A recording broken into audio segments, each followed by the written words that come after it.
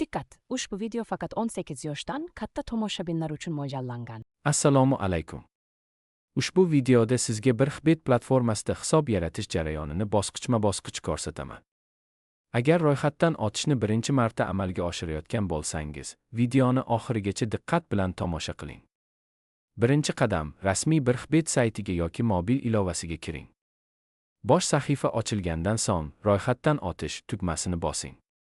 Shundan keyin sizga bir nechta ro'yxatdan o'tish usullari taqdim etiladi.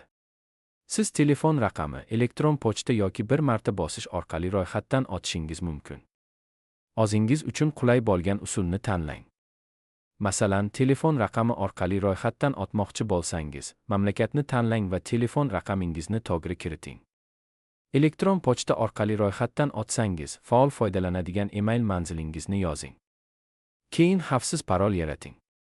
Parolda katta va kichik harflar hamda raqamlar ishlatilsa, hisobingiz yanada himoyalangan bo'ladi.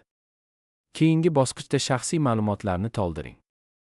Ism, familiya va tug'ilgan sanangizni hujjatlaringizdagi ma'lumotlarga mos ravishda kiriting. Bu kelajakda hisobni tasdiqlash yoki boshqa xizmatlardan foydalanishda foydali bo'lishi mumkin. Ro'yxatdan o'tish formasida promo kod degan maydonni ko'rasiz. Shu joyga BirXBet Pro promo kodini kiriting.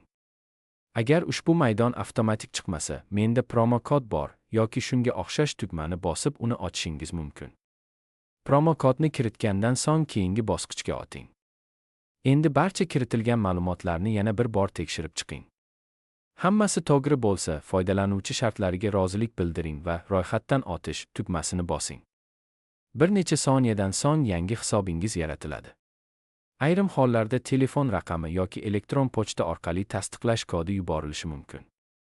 Agar shunday bo'lsa, kelgan kodni tegishli maydonga kiriting va hisobingizni tasdiqlang. Shundan so'ng shaxsiy kabinetga kirishingiz mumkin bo'ladi. Hisobingizga kirganingizdan keyin profil bo'limiga o'tib, barcha ma'lumotlaringiz to'g'ri kiritilganini tekshirib chiqing. Hisob xavfsizligini oshirish uchun iloji bo'lsa, qo'shimcha himoya funksiyalarini ham yoqing. Parolingizni hech kimga bermang va uni vaqti-vaqti bilan yangilab turing. Mana, ro'yxatdan o'tish jarayoni shu tarzda yakunlanadi. Agar videodagi qadamlarni ketma-ket bajarsangiz, hisob yaratish odatda bir necha daqiqa vaqt oladi. Agar ushbu video sizga foydali bo'lgan bo'lsa, videoga like bosishni, kanalga obuna bo'lishni va yangi qo'llanmalarni o'tkazib yubormaslik uchun qo'ng'iroq belgisini yoqishni unutmang. Savollaringiz bo'lsa, izohlarda yozib qoldiring.